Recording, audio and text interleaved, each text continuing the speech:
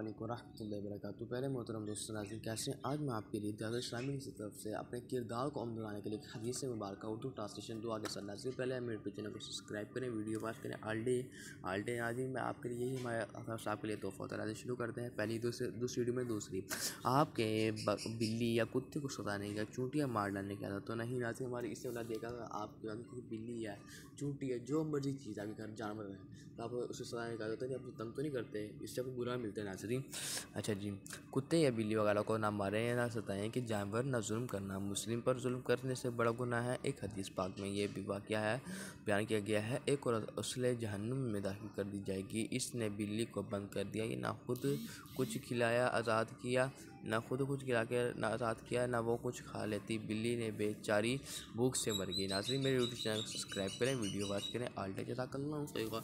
अभी हमें इसलिए इन चीज़ों से कॉल करना चाहिए, ऐसे हम मासूम जानवरों को मार देते हैं, उससे बहुत से तकलीफ हो जाती है।